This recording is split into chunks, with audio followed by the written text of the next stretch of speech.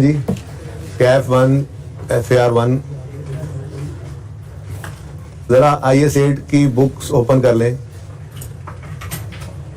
IS 8 के practice questions हैं, please page number जल्दी से ओपन करें, एक नजर ओवरव्यू ले लें। मेरा दिल कर रहा है आज इनकम एक्सपेंडिचर स्टार्ट कर दें।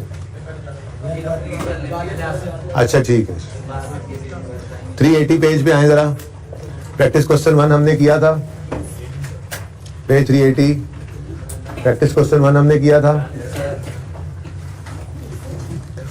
प्रैक्टिस क्वेश्चन 2, 3, 4 आसान से क्वेश्चंस हैं, मैंने ये नहीं करवाए थे, ठीक है। अब आपको एक्स्ट्रा प्रैक्टिस के तौर पे ये करने हैं, ठीक है जी। तो आज आपका होमवर्क है प्रैक्टिस क्वेश्चन 2 और प्रैक्टिस क्वेश्चन 3 और 4, ठीक है जी। ये आपने आज करने हैं। होमवर्क में IAS 8 प्रैक्टिस सेट 2, 3 और 4, ठीक है। छोटे छोटे क्वेश्चन हैं, इतना टाइम नहीं लगेगा, आधे घंटे में ये होमवर्क हो जाएगा, ठीक है जी।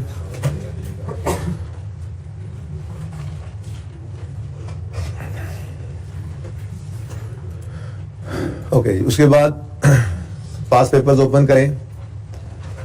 पास पेपर्स हैं पेज 392 पे। पास पेपर 1 पाक क्वेश्चन लिमिटेड मैंने आपको खुद करवा दिया था। चांद पेंट्स पास पेपर 2 ये भी खुद ही करवा दिया था, लेकिन आपने उसको फिर कंप्लीट किया था जस्ट, ठीक है जी। नोट बनाया था, सही बन गया था, कोई मसला तो नहीं आया था। ओके, पास पेपर 3 आपको टेस्ट में दिया था बिल्कुल शुरू में, और इसको भी मैंने आपके साथ सॉल्व कर लिया था, ठीक है। क्वेश्चन बैंक ओपन कर लें। क्वेश्चन बैंक के अंदर वंडर लिमिटेड हमने कर लिया था, मोहानी क्वेश्चन बैंक 2, 3 इसका नोट कर लिया था, 4 और 5 देख लेंगे किसी वक्त, मैं आपको दे दूंगा होमवर्क में। और क्वेश्चन बैंक 6 आपके होमवर्क में था जो अभी तक डिस्कस नहीं हुआ, इसको डिस्कस करना अभी बाकी है, ठीक है। बाकी इसके सारे MCQs हमने कर लिए थे, ठीक है। तो IS 8 कंप्लीट ही है तकरीबन, इसको मैं अभी डिस्कस करने लगा हूँ, ठीक है।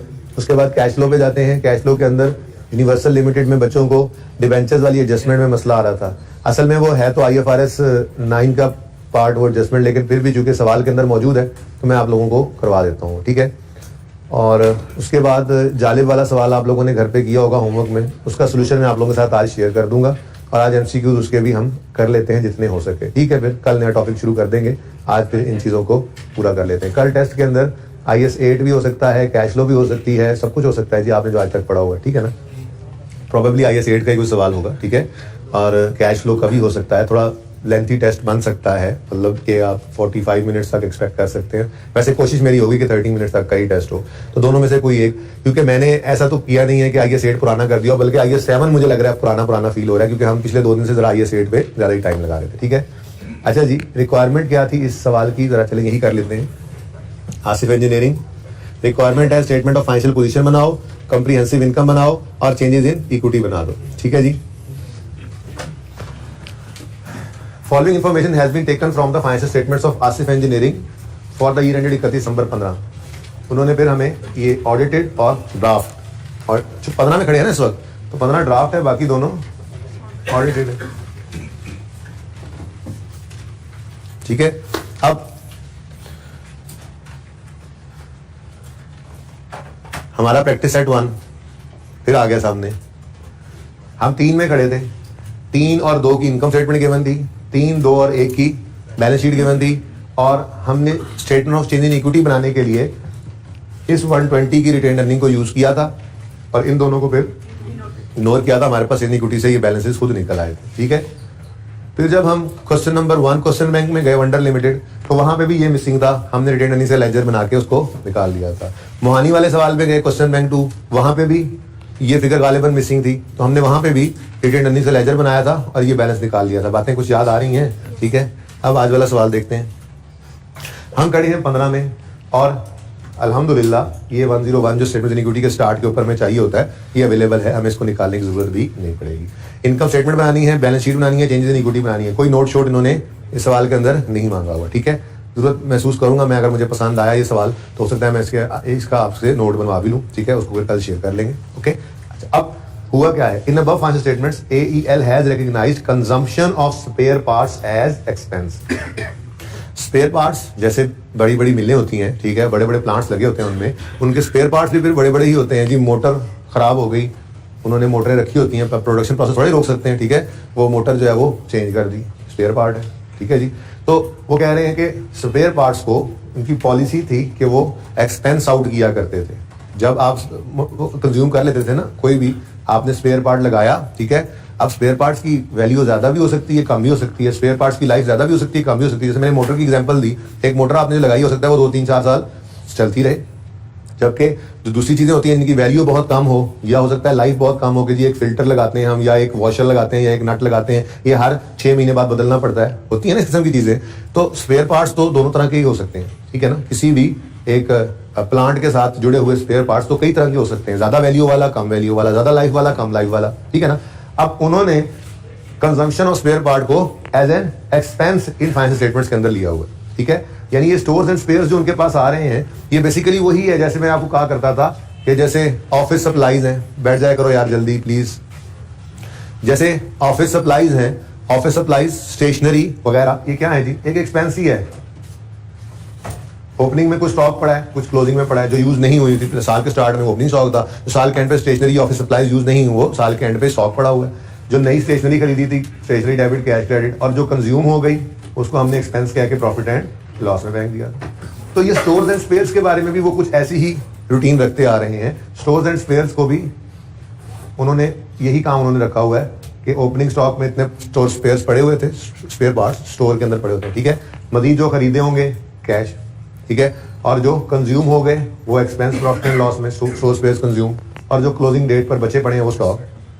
तो इसीलिए आपको बैलेंस शीट के अंदर स्टोर्स एंड स्पेयर्स नजर आ रहे हैं, ठीक है। अच्छा, लेकिन वो कह रहा है ये हमेशा से इनको एक्सपेंस आउट करते आ रहे थे स्टोर्स एंड स्पेयर्स को, लेकिन कहते हैं AEL has now decided to change its above policy and classify consumption of spare parts having useful life of more than 1 year as capital spares under property plant and equipment। कह रहा है कि जी असल में ना अब हमने ये पॉलिसी बदलनी है, बदलना चाह रहे हैं, जिन स्पेयर पार्ट्स की लाइफ 1 साल से ज्यादा है हम उनको कैपिटलाइज किया करेंगे, यानी उनकी entry expense debit cash credit की बजाय PPE लिखा है, हाँ PPE acid debit cash credit किया करेंगे, ठीक है। अब चूंकि ये चेंज इन पॉलिसी है तो इसको रिट्रोस्पेक्टिवली अप्लाई करना पड़ेगा, जहां तक मुमकिन हो सका हम वापस जाएंगे और इन चीजों को सही करके आएंगे। पॉज कीजिएगा जरा। अच्छा जी, तो अब चूंकि ये चेंज इन पॉलिसी मैं अर्ज कर रहा था, ठीक है, चेंज इन पॉलिसी है तो जहां तक मुमकिन हो सका वापस जाके इसको रिट्रोस्पेक्टिवली अप्लाई करना है, ठीक है। अब उसने हमें डाटा दिया इसका, कहता है following information pertains to capital spares consumed during past 3 years. Capital spares थे यानी साल से ज्यादा उम्र वाले थे, लेकिन पिछले 3 साल से जिनको हम एक्सपेंस आउट करते आ रहे हैं। 15 में हम खड़े हैं तो 13, 14, 15 का भी डाटा उन्होंने दिया हुआ है। और वही काम जब तक के सवाल कह ना दे, ठीक है, एक ही सवाल में ऐसा किया था, वरना तो हमेशा ही ऐसे करते हैं इस टॉपिक के अंदर कि जो गलती हमने सही करनी है या जो पॉलिसी हमने अप्लाई करनी है, हम ये अज्यूम करते हैं कि जब फाइनेंशियल स्टेटमेंट्स बन गई हैं तो सारा कुछ ये भी इस साल में हो चुका हुआ है तो इसको भी सही करेंगे, ठीक है। अब बड़ा सिंपल सा काम था जी, 55 इश्यू किए गए थे पार्ट्स 2013 में, और हमने कर दिया होगा उनको एक्सपेंस डेबिट कैश क्रेडिट। मैं इश्यू कर रहा हूं लेकिन मैं कैश ही क्रेडिट कर रहा हूं, ठीक है ना।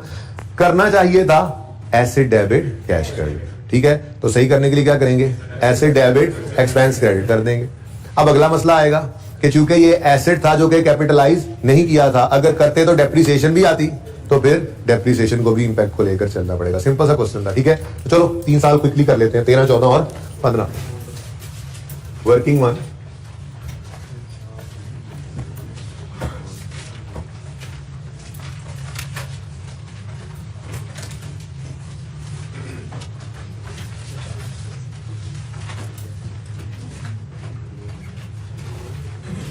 तेरह, 14 और 15।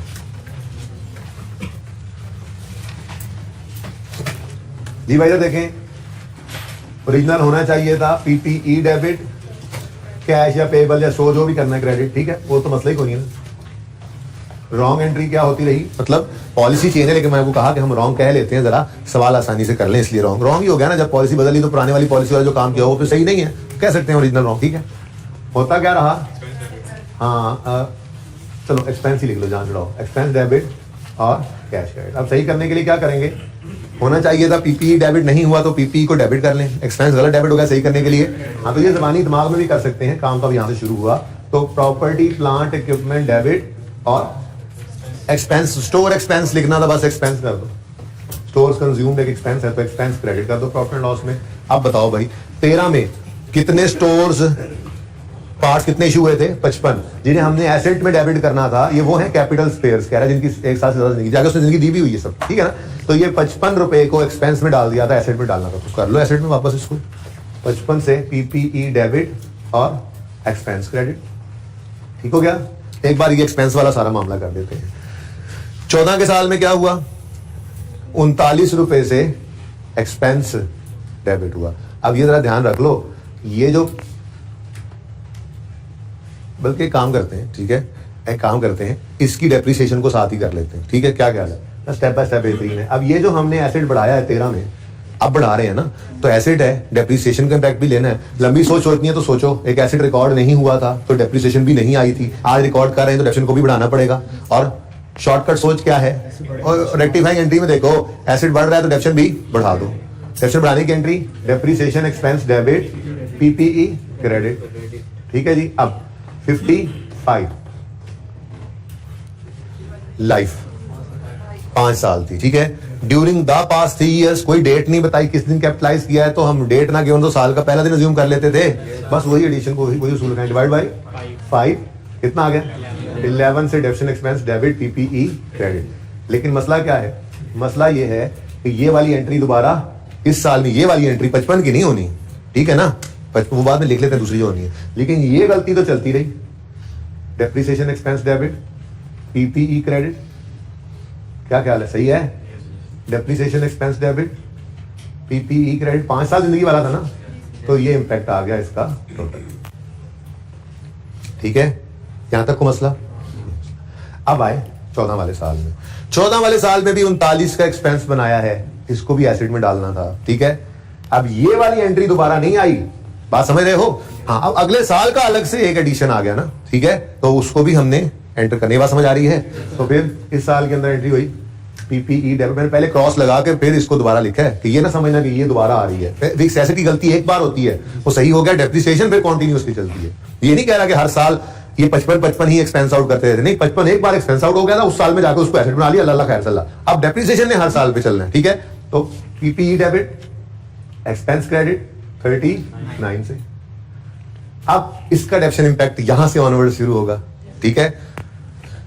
वैसे तो मेरा ब्लू मार्कर ना एडजस्टमेंट वाला है, लेकिन आपको समझ ना आए, इस वजह से परेशानी ना हो, तो मैं ये दूसरे साल वाली एडजस्टमेंट को ब्लू से कर देता हूँ, सिर्फ आप लोगों के लिए, वरना मैं ब्लू मार्कर को आपको पता यूज नहीं करता एडजस्टमेंट के अलावा, ठीक है। हाँ जी, तो क्या कर लो भाई, पीपीई डेबिट और एक्सपेंस, वो जो कंजम्पशन आपने रिकॉर्ड कर ली थी उसको क्रेडिट कर दो, ठीक है, कितने से 39 से। अब इसकी डेप्रिसिएशन का इंपैक्ट लेना है, तो एसेट बढ़ रहा है, डेप्रिसिएशन को भी बढ़ा दो, तो डेप्रिसिएशन एक्सपेंस डेबिट और क्यूमुलेटिव क्रेडिट कर लो, या बेहतर क्या था मैंने आपको बताया था पीपी क्रेडिट कर लो। अब इस 39 को लिखो यहां पर, इसकी लाइफ कितनी थी 3 years डिवाइडेड बाय 3, क्या आंसर आता है 13। लेकिन ये तो फिक्स एसेट है, बना गया जो, तो अगले साल भी इसका इंपैक्ट आएगा। Depreciation expense debit PPE credit 13 से। उम्मीद है बात समझ आ रही होगी, ठीक है।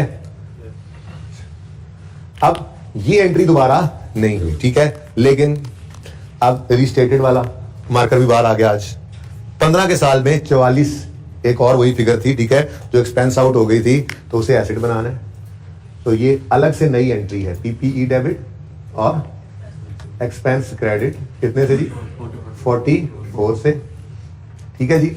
अब इसकी डेप्रिसिएशन का इंपैक्ट लेना है आपने, तो डेप्रिसिएशन एक्सपेंस, एसेट बढ़ रहा है ना, डेप्रिसिएशन को भी बढ़ा लो, डेप्रिसिएशन बढ़ाने की entry, depreciation expense debit accumulative depreciation credit कर दो या एसेट क्रेडिट कर दो, कितने से 11 से। क्यों, क्योंकि इसकी लाइफ भी 4 years गिवन है, तो 44 डिवाइडेड बाय 4, ठीक हो गया जी।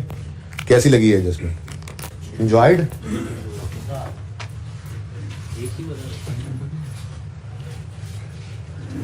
ले भाई, ये समझ में आता है, ये हमारा एक्सपेंस हो गया था गलती से, इसको सही करने के लिए एसेट बनाया पॉलिसी चेंज की ना, अब इसको एसेट बनाया तो इसकी डेप्शन का इंपैक्ट आया, फिर 11 11 11 कहानी खत्म। ठीक है, ये एसेट दोबारा सही नहीं करना था, लेकिन अगले साल में भी कुछ कंज्यूम कर लिए थे, एक्सपेंस आउट कर दिए थे स्टोर्स, वो भी 1 साल से ज्यादा लाइफ वाले थे, वो उन्होंने बताया 39 हैं। तो फिर अगले साल के अंदर ये जो हमने एंट्री की थी एक्सपेंस डेबिट कैश क्रेडिट होनी चाहिए थी, पीपीई डेबिट कैश, अगर चेंज पॉलिसी होती तो पीपीई डेबिट कैश क्रेडिट, तो फिर हम पीपीई डेबिट एक्सपेंस क्रेडिट कर लेंगे दूसरे साल वाले से। अब ये तो पिछले साल की डेप्शन का इंपैक्ट चल रहा था, पिछले साल वाले 55 का, ठीक है। अब 39 के डेप्शन एक्सपेंस का इंपैक्ट क्या आ गया, 13 और 13, ठीक है। अब ये एंट्री अगले साल दोबारा नहीं होनी थी, लेकिन अगले तीसरे साल में दोबारा से एक फिगर आ गई कि ये हमने इस 14 वाले साल में एक्सपेंस डेबिट कैश क्रेडिट कर दिया। 44 से होना चाहिए था पीपी डेबिट कैश क्रेडिट, अगर चेंज पॉलिसी होती तो फिर हमने पीपी डेबिट एक्सपेंस क्रेडिट कर दिया। अब इसकी डेप्शन का इंपैक्ट आ गया, ठीक है ना।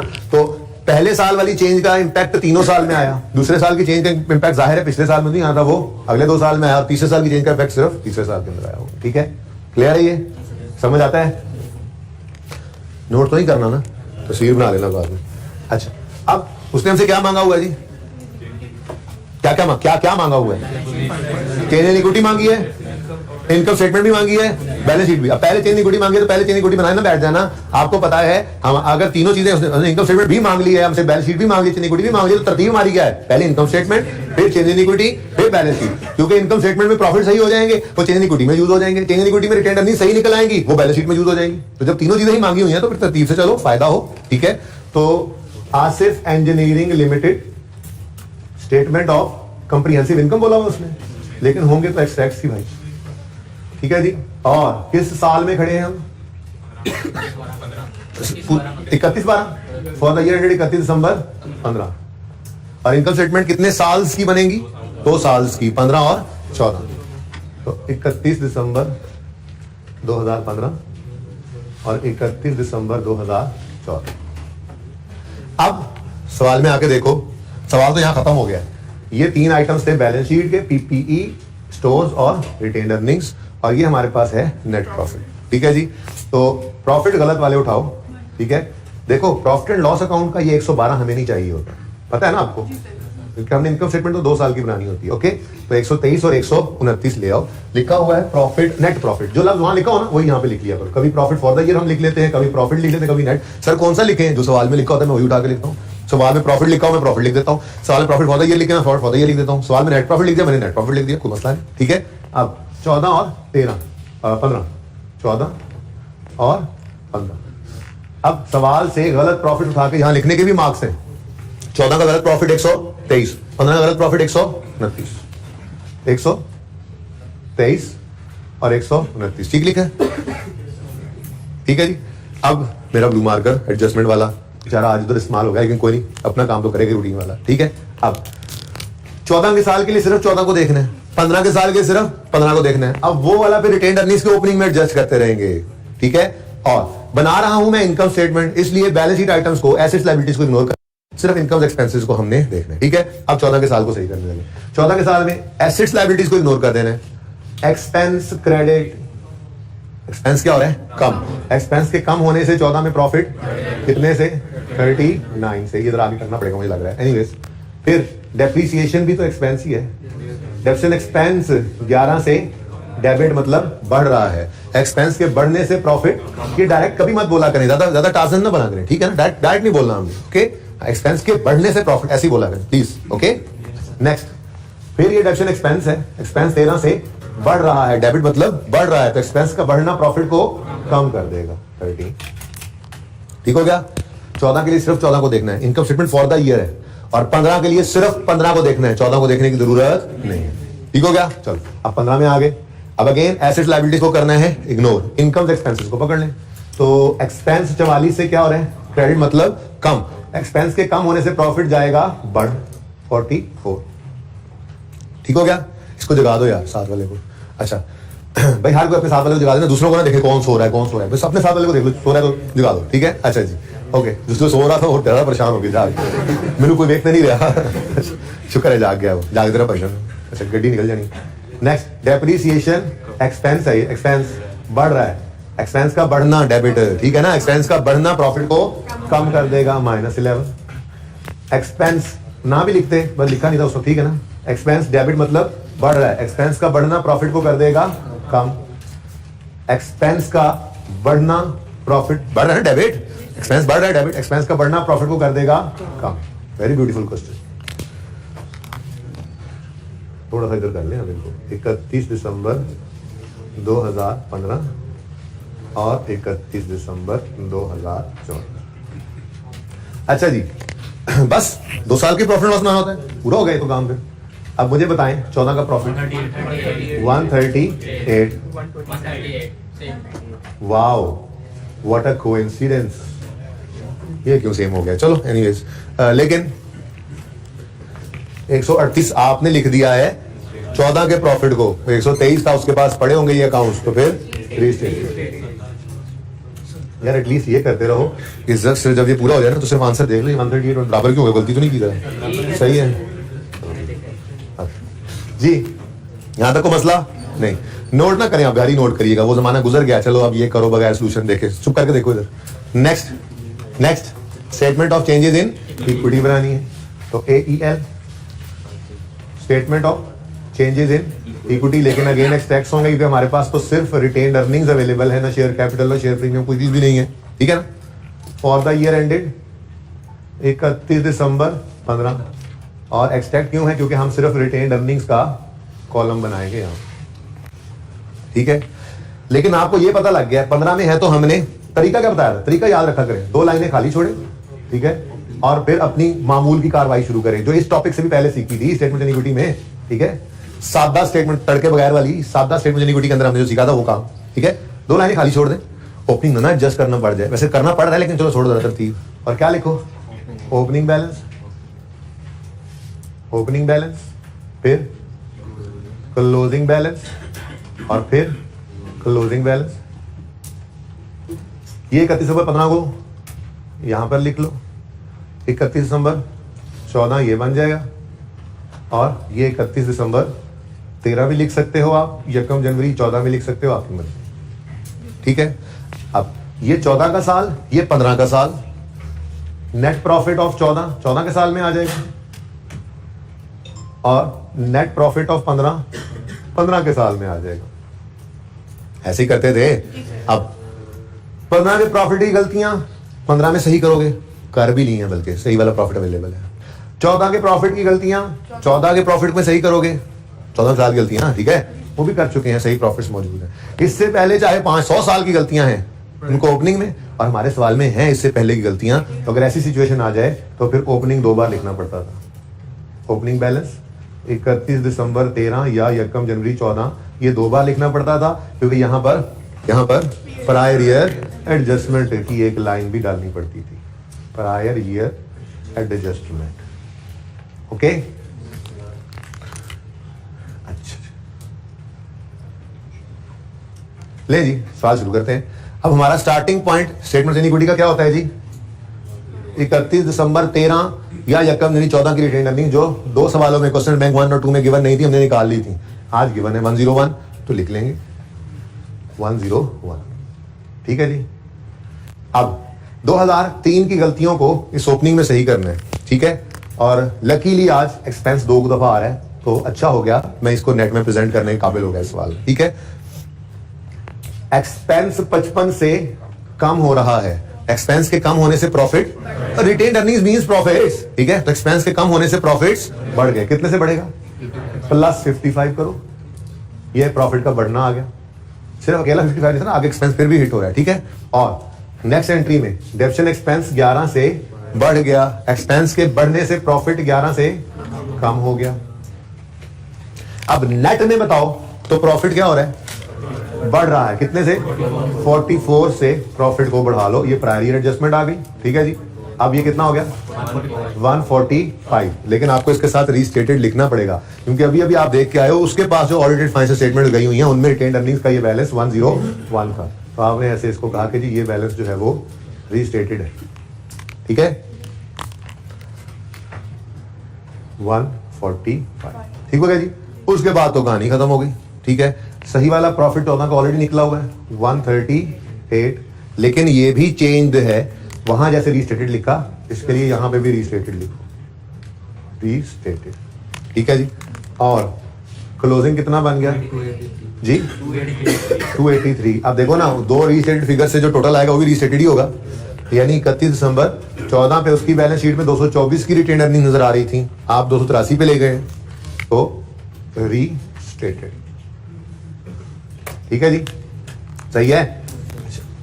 उसके बाद भाई 15 के साल का प्रॉफिट सही है ऑलरेडी 138, इसके साथ भी रीस्टेटेड लिखेंगे, इसके साथ रीस्टेटेड नहीं लिखना, ये पहली बार उसके पास जा रहा है। ठीक है, 421 ये आ गई हमारी क्लोजिंग रेटिंग।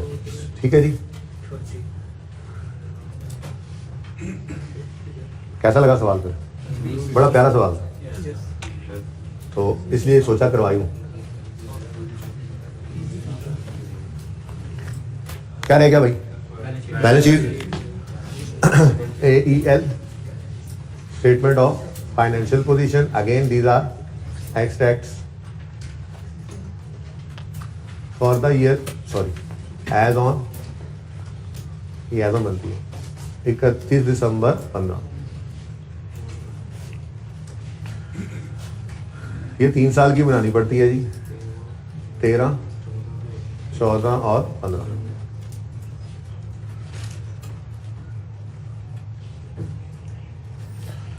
हाँ जी, 3 चीजें अवेलेबल हैं, प्लांट है, स्टोर्स हैं और रिटेन्ड अर्निंग्स हैं। ठीक है जी, 2 मिनट में ट्राई करें। हाँ,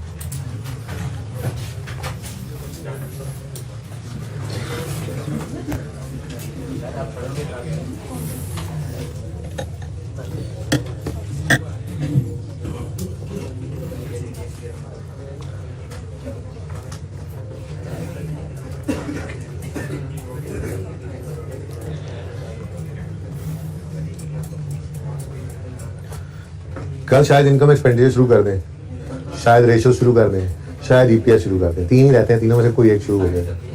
अभी कैसे डिसाइड करूं? सारा कुछ ही वॉल्यूम 2 में, तुम्हें क्या तकलीफ है?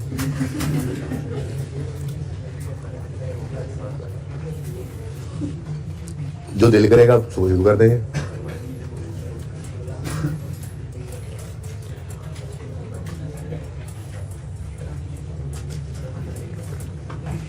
शायद इनकम एंड एक्सपेंडिचर ही शुरू करें, शायद EPS शुरू कर दें, रेशियोस को एंड पे रख लेते हैं। चलो 2 में से कोई एक शुरू करेंगे। ठीक,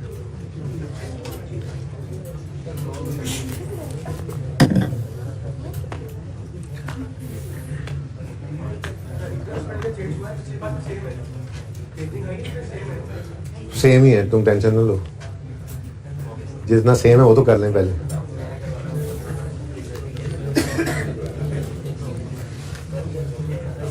भाई रिटेन्ड अर्निंग्स तो रेडीली अवेलेबल थी, PPE पे आपने थोड़ी सी मेहनत की और स्टोर्स पे की,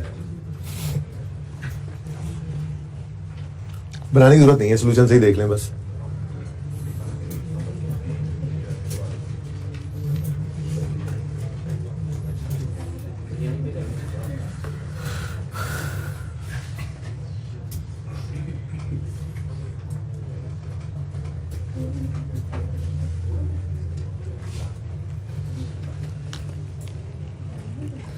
कितने बच्चे कर चुके हैं जी? बहुत कम है, पढ़ने वाले कम है, पढ़ने वाले तो हैं सारे इंशाल्लाह जी। ये देखें प्लीज, मुश्किल वाला काम पहले कर, PPE को पकड़ो। नॉन करंट एसेट्स में PPE 2013 का भी गिवन है, 2014 भी गिवन है, 2015 भी गिवन है, बस जगह बड़ी चाहिए आज हमें। गलत वाले बैलेंसेस को उठाओ। हाँ, 2013 में बस कर दो, अब कर लिया जो करना था आपने, बस कर दो। ये देखो अब जब शुरू कर दिया मैंने तो 2105 2105, 14 में 2402 2402 2430। ठीक है जी, अब ब्लू मार्कर बाहर आ गया और 13 के लिए फिलहाल सिर्फ 13 को ही देख सकते हैं क्योंकि उससे पीछे कोई साल है नहीं। ठीक है, अब 13 में आए तो PPE 55 से बढ़ा और 11 से कम हुआ, क्योंकि PPE का डेबिट होना मतलब PPE का बढ़ना है ना, एसेट डेबिट मतलब बढ़ गया, तो PPE 55 से बढ़ा 55 और पीपीई क्रेडिट 11 से हमें भाई ये एक ही फ्रेम में लगा हुआ है ना सारा, ठीक है। वैसे यहाँ से लगा लें, यहाँ से, ये थोड़ी सी जगह छोड़ सकते हैं, यहाँ से लगा लें जी। पीपीई 55 से डेबिट मतलब बढ़ गया और पीपीई 11 से क्रेडिट मतलब कम हो गया, -11, ठीक है। अब आपको ये समझाया हुआ है कि 14 का साल शुरू करने से पहले, यानी उसको देखने से भी पहले 13 को एज इट इज लिख लिया करो। तो 55 और 11 तो सबसे पहले लिखो ना। अब बढ़ते हैं इस तरफ। 14 में पीपीई 39 से डेबिट मतलब बढ़ा +39 और 11 से क्रेडिट मतलब माइनस कम हुआ और 13 से क्रेडिट मतलब माइनस कम हुआ।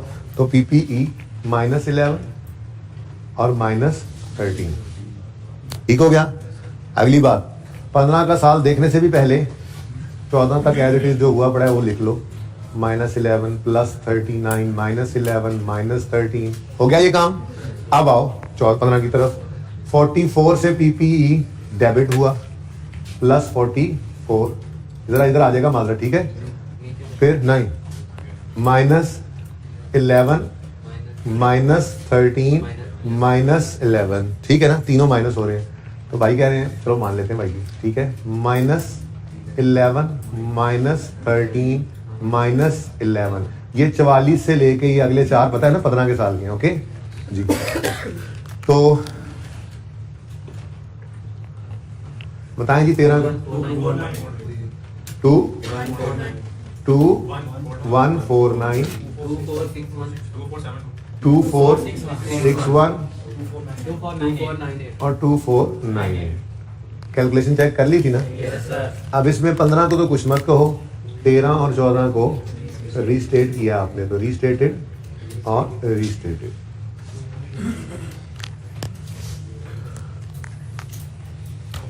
उसके बाद एसेट्स में होंगे स्टोर्स, क्या अल्फाज लिखे हैं, and spheres, stores and spheres. इधर देखें जी, बना हुआ है, इधर देखें, स्टोर्स एंड स्पेयर्स का लेजर बन रहा है। हमें एतराज हुआ इस फिगर पे कि इसको एक्सपेंस नहीं एसेट बनाना था। इससे क्लोजिंग पे कोई असर पड़ेगा? एक फिगर एक्सपेंस में ले गए थे ना, वो सवाल कह रहा है कि इसको एक्सपेंस में नहीं ले जाना था, इसको एसेट में लेके जाना था। तो मतलब उसकी एंट्री जो यहां से ऐसे हो रही है, एक्सपेंस डेबिट स्पेयर्स क्रेडिट, मैंने कैश लिख दिया था आसानी के लिए, असल तो एंट्री यही हुई है। वो कह रहा था ना issued during the year, consumed, issued during the year, तो उसकी एंट्री असल में तो बनती थी एक्सपेंस डेबिट स्टोर स्पेयर्स का अकाउंट क्रेडिट, चलो कैश लिख दिया। बहरहाल यानी कि इस अकाउंट ने क्रेडिट होना था पहले साल 55 से ही क्रेडिट हुआ है। मसला यह है कि उसको डेबिट हमने एक्सपेंस में किया हुआ था, चेंज पॉलिसी के अंदर उसको डेबिट करना था एसेट में, तो लड़ाई इस क्रेडिट की है ही नहीं, ठीक है। इसी तो मैंने कैश लिख दिया तब भी काम चल गया। यहां पे दरअसल तो एंट्री ये बनती थी कि जी गलती से एक्सपेंस डेबिट स्टोर स्पेयर्स का अकाउंट क्रेडिट हो गया, होना चाहिए था PP debit store spares credit. मैंने यहाँ पे चूंकि चेंज नहीं होना था, इसको कैश ही लिख दिया, आसानी से समझ आ गई, सवाल हो गया, ठीक है ना। अब मकसद ये है कि स्टोर स्पेयर्स तो क्रेडिट होना था 55 से, वो हुआ, सही हुआ बिल्कुल, और ठीक है। डेबिट की लड़ाई थी ना, डेबिट होना चाहिए था पीपी में, चेंज पॉलिसी का हुआ पड़ा एक्सपेंस में, तो हमने डेबिट कर दिया, पीपी को कर दिया एक्सपेंस क्रेडिट, उसको एक्सपेंस को क्रेडिट कर दिया। इसकी सेहत पे क्या असर पड़ा? इसकी सेहत पे कोई असर नहीं पड़ा। ये 55 यहां से निकलना ही निकलना था, जाना किधर था, लड़ाई इसकी थी। इसका मतलब जो स्टोर्स एंड स्पेयर्स का बैलेंस उसने दिया हुआ है क्लोजिंग, उसकी सेहत पे कोई असर नहीं था। ये 73, 80 और 70 ये बिल्कुल ऐसे ही रहेंगे। बताओ इसमें कोई मसला होगा? ये बात समझ आई है? किसको समझ नहीं आई? आसान खिलाना कोई जी। तो स्टोर्स एंड स्पेयर्स बताओ जी 13 का 70 80 और 70 की एलिटीज आ जाएंगी। क्लियर है ये बात? ठीक है ना। क्लोजिंग पे असर तब पड़ता है जब वो कोई गड़बड़ होती है उसके अंदर जिससे क्लोजिंग निकला हुआ है। ऐसी कोई गड़बड़ नहीं हुई, बस एक्सपेंस में फेंक दिया था इसको, इसके बजाय एसेट में फेंकना था। निकलना 55 नहीं था इस साल में, अगले साल में 44 ने 39 ने जो भी लिखे हुए, ठीक है ना। तो वो फिगर सही निकली है, तो क्लोजिंग बैलेंस ही निकाला होगा, वो सही निकला होगा, ठीक है ना। सही है। चल, और अगला है जी रिटेन अर्निंग्स, और ये हमें अपनी रिक्वायरमेंट से मिल जाएगी 145 283 421, ठीक है। तो मेरे ख्याल में रिक्वायरमेंट तो पूरी हो गई है। अगर आप नोट बनाना चाहो तो ये चेंज इन अकाउंटिंग पॉलिसी का नोट है, बनाया जा सकता है, कोई मुश्किल नहीं है, ठीक है। आप आइटम्स अफेक्टिंग एसओसीआई के अंदर क्या लोगे? एक्सपेंस और डेप्रिसिएशन अलग अलग, फिर एक्सपेंस डेप्शन डेप्शन, एक्सपेंस डेप्शन डेप्शन डेप्शन, ठीक है, और फिर इम्पैक्ट लोगे उसका प्रॉफिट पे, ठीक है विकास। ये सोल्यूशन हमने इनको बना के कल देना है क्योंकि मैं होमवर्क में दे रहा हूँ इनको, ठीक है। आपने चेंज इन अकाउंटिंग पॉलिसी का आसिफ इंजीनियरिंग का नोट बना के आना है, AEL, ठीक है जी, notes to the financial statements for the year ended 31 December 15, note का कोई नंबर भी दे दो, 19 number. Change in accounting policy हुई है, उसके बाद सवाल वाली अंग्रेजी, items affecting the effect of change on relevant line items is as follows, items affecting SOCI, items affecting SOFP, ठीक है। और दोनों में फरमाइशी प्रोग्राम, प्रॉफिट और रिटेन्ड अर्निंग्स, ठीक है ना। बाकी सब चीजें लेनी है, एक्सपेंस का कोई नाम रख लेना ना, तो उन्होंने इसको स्टोर एक्सपेंस या expense consumed, store consumed expense का नाम रख लेना, सिर्फ एक्सपेंस भी लिख दो तब भी काम चलेगा। नोट बना के आना है, आपने होमवर्क है आपका, ठीक है। ओके जी, अब मेरे ख्याल में छोड़ दें आइए सेठ की जान और आ जाए आइए 7 पे, पुराना ही हो गया, भूल ही गए भाई। ये आइए 7, ये जालिब वाला सवाल आपके पास है ना विकास, जो अभी पिछले टेस्ट में आया जालिब, वो इन सबको PDF में भेज दिया आपने? अच्छा ठीक है, क्वेश्चन हो गया था जालिब वाला, मैंने बता दी थी, वैसे मैं देख लेता हूँ फिर।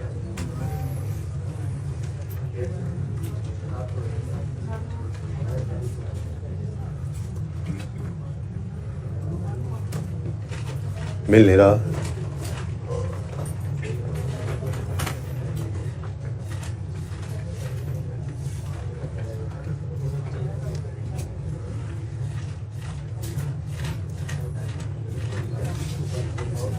जी। जालिब इंडस्ट्रीज में एक दो अहबाब फरमा रहे हैं कि लास्ट एडजस्टमेंट डिविडेंड वाली में भी मसला हो रहा है। मेरा नहीं ख्याल होना चाहिए था, लेकिन कोई बात नहीं, मसला तो मसला होता है। इधर देखें, तो हम कैसे देखें,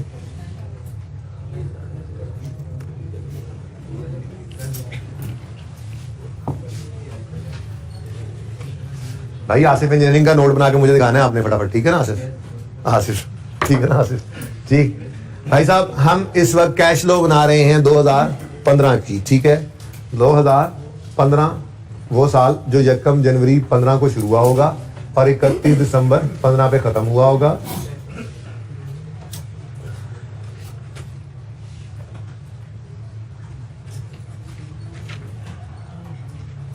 मैंने कहीं भी लिख दूं ना, वक्त दूसरा रहे और काम आए। अच्छा, 15 के साल में कौन कौन से डिविडेंड आ सकते हैं? फाइनल ऑफ 14 इन 15 आता था और इंटरिम ऑफ 15 इन 15 आता होता है, ठीक है जी। अब इस सवाल के अंदर कंपनी का सिर्फ फाइनल डिविडेंड दिया उन्होंने, ठीक है। तो वो कह रहा है ऑन 15 जनवरी 16, यहां कहीं खड़े होकर कह रहा है जी, company declared final dividend for the year ended 31 December 15। 15 का फाइनल तो होता ही 16 में है, तो इस 7.5 को काट दो। अब ये जो ब्रैकेट में 14 के साथ 35 लिखा होता है ना, इसका मतलब ये होता है कि बाकी सारी बात वैसे ही है, सिर्फ ये डेट जो है वो मतलब 16 की बजाय 15 है, जो भी डेट गिवन होती है। यानी कि वो क्या कह रहा है, ये final dividend for the year ended 15 7.5 था, तो वो कह रहा है यही final dividend for the year ended 14 35 था। अब हम 15 के साल में खड़े हैं, तो इसमें फाइनल ऑफ 14 आया करता है, फाइनल ऑफ 15 तो 16 में जाता है, ठीक है। तो हमने 7.5 को इग्नोर कर दिया था। ये 35% ये हमारी स्टेटमेंट ऑफ, बल्कि रिटेन्ड अर्निंग्स का लेजर बना रहे थे, ठीक है। हमने रिटेन्ड अर्निंग्स के लेजर के अंदर कैश डिविडेंड है, कौन सा डिविडेंड है जी, कैसे पता लगा कैश है, लिखा हुआ, ठीक है। तो कैश डिविडेंड तो रिटेन्ड अर्निंग्स के कॉलम में डिविडेंड पेएबल, ये जो भी आपका कैपिटल का लेटेस्ट बैलेंस होना था ना, उस पर मल्टीप्लाइड बाय 35% करके आपने ये एंट्री करनी है, ठीक है। कितने से 35%। तो डिविडेंड पेएबल के लेजर से फिर पेड निकल के आना था, जो व्हाटएवर नेक्स्ट। ऐसे ही वो कहता है एंड ऑन 15 जनवरी कहानी चल रही थी ना, company declared final dividend for the year 15, कौन सा वाला, बोनस 12.5 कौन सा है, 7.5 उन्होंने दिया था कैश डिविडेंड और 12.5 बोनस डिविडेंड है, बोनस ईयर्स। तो ये भी 15 का फाइनल है, इसको इग्नोर करना था। हाँ 14 वाले फाइनल को लेना था, लेकिन वो था ही कुछ नहीं, 0%, ठीक है। ये आपकी एडजस्टमेंट। और कोई मसला इस सवाल में जी? जी बिल्कुल, ओपनिंग पे और शेयर कैपिटल के ओपनिंग पे लगना था। लेट मी देख किधर गया ये? Issue subscribed and paid up capital 300 है ना, तो यहाँ पे 300 इंटू 35%, ठीक है। और जी सवाल में कोई सवाल? ग्रेचुटी,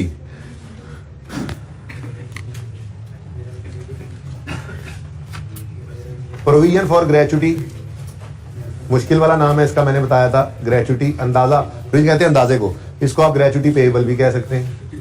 जो सवाल में लिखा हो बात एक ही है, मतलब एक ही है। मैंने इसलिए ग्रेचुटी प्रोविजन फॉर ग्रेचुटी लिख दिया कि सवाल में कहीं प्रोविजन फॉर ग्रेचुटी लिखा हो तो आप परेशान ना हो जाए। मींस ग्रेचुटी पेएबल, ठीक है। सवाल के अंदर ग्रेचुटी पेएबल का लफ्ज था। 27.5 ओपनिंग है 27.5 और क्लोजिंग है 38.6। ये वो बच्चे सवाल कर रहे हैं जिन्होंने सवाल को किया है। कितने बच्चे जाले वाला सवाल घर से करके आए हैं? वाह, आधे से ज्यादा बच्चे। ट्राई क्या, अब इसमें ट्राई क्या, सोल्यूशन नहीं मौजूद था। ट्राई वाला सवाल भी दफा हो गया, सोल्यूशन नहीं है यार, कह रहे हैं बच्चों को दिया ही नहीं। अभी सेंड करो सोल्यूशन, अभी अभी अभी अभी अभी अभी बिल्कुल अभी। अच्छा सुने प्लीज प्लीज, जी वो कर देता हूँ, वो आज करूंगा, ठीक है जी, क्योंकि उनको आज ये लेक्चर जाना है, उसके साथ सोल्यूशन जी मैं भी कर देता हूँ। अच्छा जी, वो मैंने कर दिया था भाई, उनको अपलोड कर दिया था, आपको नहीं अवेलेबल किया, कर ले। ओके सुने प्लीज प्लीज, ओपनिंग क्लोजिंग आ गया पेएबल, इसको जगा दो। और अब आते हैं एडजस्टमेंट पे। ये एडजस्टमेंट है, provision for gratuity made during the year. Provision कहते हैं अंदाजा, ग्रेचुटी का अंदाजा मेड ड्यूरिंग द ईयर या paid during the year. Payment नहीं है ये, किसी भी एक्सपेंस की तरह से। ये ग्रेचुटी एक्सपेंस का असल में लेजर है। मैंने कहा था बिल्कुल उस तरह से जैसे इंटरेस्ट का लेजर आता है, रॉयल्टी का भी वैसे ही है, ग्रेचुटी का भी वैसे ही है। ये बात आपसे डिस्कस की थी ना मैंने, ठीक है। तो इस लेजर में कैश सिर्फ आता है, एक्सपेंस डेबिट कैश क्रेडिट, और एक्सपेंस की फिगर क्रेडिट साइड पे आती है, ठीक है। अब सवाल के अंदर उसने सिर्फ देखना ये हुआ करेगा पेड की फिगर दी है या एक्सपेंस की, क्लियरली बता देगा। यहाँ पे अगर ये 15.5 पेड होता तो वो यूं कहता gratuity paid during the year is 15.5, लेकिन यहाँ पे क्या कह रहा है, प्रोविजन फॉर ग्रेचुटी मेड, यानी वो जो एस्टीमेट की बेस पे एक्सपेंस रिकॉर्ड करते हैं वो कितना है 15.5। तो 15.5 क्या है जी, एक्सपेंस की फिगर, ग्रेचुटी एक्सपेंस 27.5 था ना, ये 27.5 था ना, देख के आऊं सही है। अच्छा अब बैलेंसिंग फिगर 4.4 है। तो ये एक्सपेंस प्रॉफिट की फिगर तक आते आते माइनस हो चुका होता है, ऐड बैक करना होता है। लेकिन मसला क्या था, ये डायरेक्ट मेथड था, इसलिए प्रॉफिट तो शुरू नहीं किया था, इसको ऐड नहीं किया होता, उधर ऐड नहीं करते। लेकिन ये ग्रेचुटी पेड माइनस हो जाती है। अब ये तो बात हो गई, बात समझ में भी आती थी, लेकिन एक मसला तो और था ना। वो मसला क्या था, डायरेक्ट मेथड में भी एक्सपेंस का कंसोलिडेटेड लेजर तो बनता है, बोलो, जिसमें एक्सपेंसेस नजर आते हैं। अब जब आप ऊपर जाकर देखते हैं तो आपको एक्सपेंसेस के इस लिस्ट के अंदर या तो कॉस्ट ऑफ सेल नजर आता है, या ऑपरेटिंग एक्सपेंसेस आते हैं, या फाइनेंशियल चार्जेस आते हैं, या लॉस ऑन एसेट है। अब कहीं पे आपको ये ग्रेचुटी एक्सपेंस 15.5 नजर नहीं आ रहा, तो फिर पक्की बात है ये ऑपरेटिंग एक्सपेंसेस में छुपा पड़ा होगा। अब जो आपने एक्सपेंसेस का एक कंसोलिडेटेड लेजर बनाना शुरू किया हुआ होगा, उस एक्सपेंसेस के लेजर में आपने सिर्फ ऑपरेटिंग एक्सपेंसेस ही लेने हैं ना, कॉस्ट ऑफ सेल तो इन्वेंटरी के लेजर में चला जाता है। तो ये जो आपने फिगर उठानी थी, किधर गई 554, ये 554 जो यहां पर लिखते होते हैं आप, पता है ना आपको, ठीक है। इसमें से आपने ये 15.5 माइनस करना था क्योंकि ये नॉन कैश है। ये एक सिर्फ मसला था इस सवाल के अंदर, ठीक है। जैसे कि आपने यहां से डेप्रिसिएशन माइनस करनी होती है, जैसे इसमें पड़ा हो अगर लॉस हो के पड़ा नहीं, अगर पड़ा होता लॉस ऑन डिस्पोजल माइनस करते हैं, जैसे इसमें इंपेयरमेंट देखा था हमने पड़ी हो तो माइनस करते हैं, बिल्कुल वैसे ही ये ग्रेचुटी एक्सपेंस माइनस करें। ग्रेचुटी पेड लेना था, वो हमने ले लिया, ऑपरेटिंग एक्टिविटीज में जो है वो डाउन, ठीक है, सही हो गया। और कोई मसला सवाल में? तो मसला सिर्फ यही था वैसे देखा जाए। कितने बच्चों ने किया हुआ ये सवाल? इंशाल्लाह आज बाकी सारे बच्चे भी कर लेंगे, ठीक है। ये सवाल जिन्होंने डायरेक्ट मेथड से नहीं किया वो डायरेक्ट मेथड से कर लीजिएगा, और जिन्होंने डायरेक्ट मेथड से कर लिया है यही सवाल ये बच्चे इनडायरेक्ट मेथड से करेंगे। सोल्यूशन कल आपके साथ शेयर करूंगा इंशाल्लाह, ठीक है। तो IAS 7 में ये टेस्ट नंबर 9 है ना, टेस्ट 9 जालिब वाला सवाल है, ये विद इनडायरेक्ट मेथड करना है आप, ओके। अच्छा जब आपको रिवीजन प्लान दूंगा ना इंशाल्लाह घर जाते हुए, तो उसमें भी मैं ये सवाल टेस्ट वाला दोनों मेथड से उसमें भी लिखूंगा आपको ना। सेशन के एंड पे सारे टेस्ट और उसके सोल्यूशन पीडीएफ के अंदर भी भेज दूंगा, इस ग्रुप के अंदर भी, ठीक है। और बुक शॉप पे भी रखवा दूंगा, क्योंकि मैंने रिवीजन प्लान में आपको ये लिख के देना है कि आपने टेस्ट वाले क्वेश्चंस को भी रिवाइज करना है रिवीजन प्लान में। तो टेस्ट आगे पीछे हो जाते हैं, सोल्यूशन आगे पीछे हो जाते हैं, कोई मसला नहीं, वो आपको एक कंप्लीट फाइल की फॉर्म में प्रोवाइड कर दिए जाएंगे। तो उसमें भी यही लिखा हुआ होगा कि टेस्ट 9 जालिब वाला सवाल डायरेक्ट से भी करना है और इनडायरेक्ट से भी, जब कैश लो के आपको रिवीजन प्लान दिया होगा, ठीक है ना। तो आज आप बहरहाल डायरेक्ट से पर्चे में कर चुके, घर पे ट्राई कर चुके, सोल्यूशन देख लिया। एक मसला जो आ सकता था 15.5 को मैंने आपको समझा दिया है, इसके अलावा कोई मसला था नहीं ऐसा इस सवाल के अंदर, ठीक है।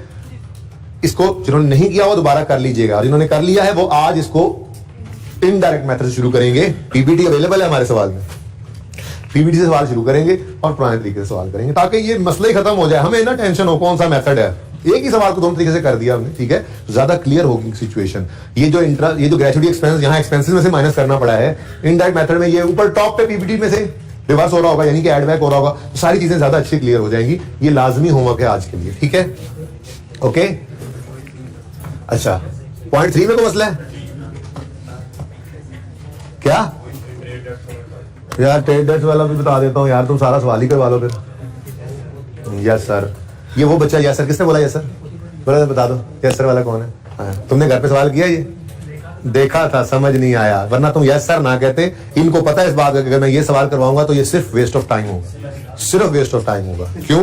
2-3 एडजस्टमेंट में मसला है, वो इनको भी पता है, सारा सवाल करके आए हुए हैं। तो आपके लिए ये बात बोली है कि आप पहले डायरेक्ट मेथड से घर पे आज करोगे, इंशाल्लाह अल्लाह फिर आपको पास करेगा, और फिर इसको इनडायरेक्ट मेथड से करोगे, अल्लाह फिर इंशाल्लाह लाजमी पास करेगा। हमने दुआ करूंगा ना। अच्छा जी, करोगे ना फिर आज? हाँ, यस सर वाले वही होते हैं जो, क्योंकि बेटा देखें ये सब बच्चे जो अटेम्प्ट करके उन्हें पता है इस सवाल में इतनी जान है नहीं 2-3 एडजस्टमेंट्स के अलावा, तो यहाँ पर पूरा क्लास में सवाल करने का मतलब ये कुछ अच्छा जो हमने सीख लेना था अब वो नहीं सीखा जाएगा, टाइम तो गुजरता जा रहा है, ठीक है। तो घर पे ट्राई करना, मैं एडजस्टमेंट डिस्कस करता हूँ। किस किस को मसला है जी बैड डेट वाली एडजस्टमेंट में? देखें, adjustment bad and doubtful debt वाली बिल्कुल वैसे ही जैसे मैंने यूनिवर्सल में समझाई थी। अगर आप सवाल कर रहे हैं डायरेक्ट मेथड से तो आपको डेटर के लेजर की जरूरत है, और डेटर का लेजर हमेशा ग्रॉस पे बनता है, नेट पे बन ही नहीं सकता, और प्रोविजन को अलग रखना पड़ता है। हमने इनडायरेक्ट मेथड में रूल बनाया था, बैड डेट रिटर्न ऑफ को इग्नोर करो, प्रोविजन को डेटर में से नेट करो, और नेट डेटर को यूज करो वर्किंग कैपिटल में। जब डायरेक्ट मेथड में आया था तो मैंने कहा था नहीं, ये सब कुछ नहीं कर सकते, आपने ये दोनों लेजर्स बनाने, और डेटर का लेजर ग्रॉस पे बनता है, ठीक है। अब अगर आप बैलेंस शीट को देखें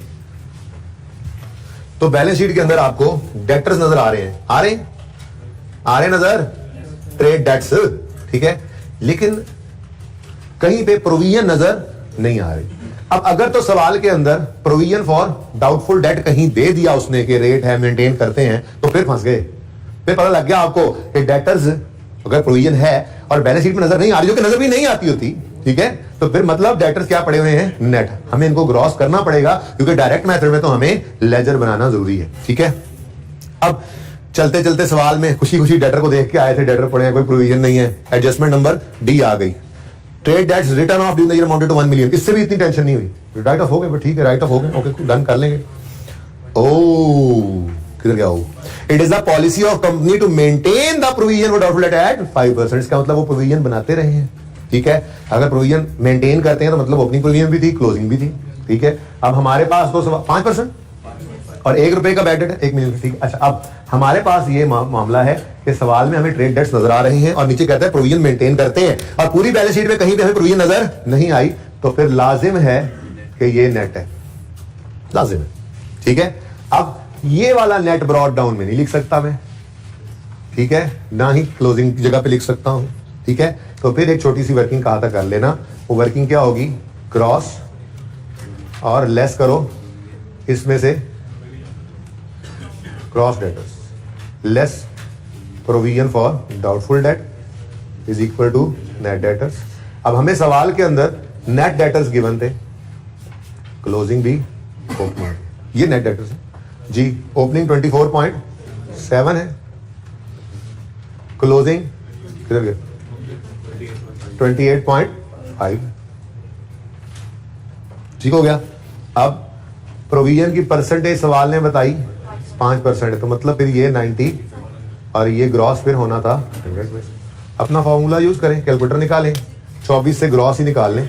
24.7 है 95% given amount over given amount percentage, इसको ले जाओ 100 पे,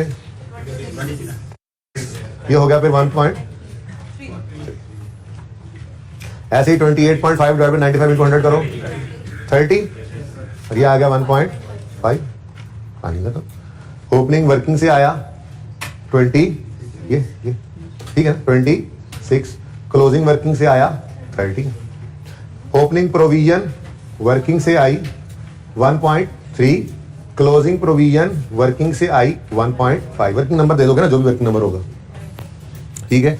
अब उसने सवाल में कहा bad debt written off during the year भी है, वो बैड रिटर्न ऑफ की एंट्री हम करते थे, bad written off debit, debtor credit, bad written off credit provision. तो मैंने कहा था डायरेक्ट कर लिया करो 1 bad debt written off, bad debt written off, ठीक है। अब सवाल से उठाओ सेल्स और go and kill the waves.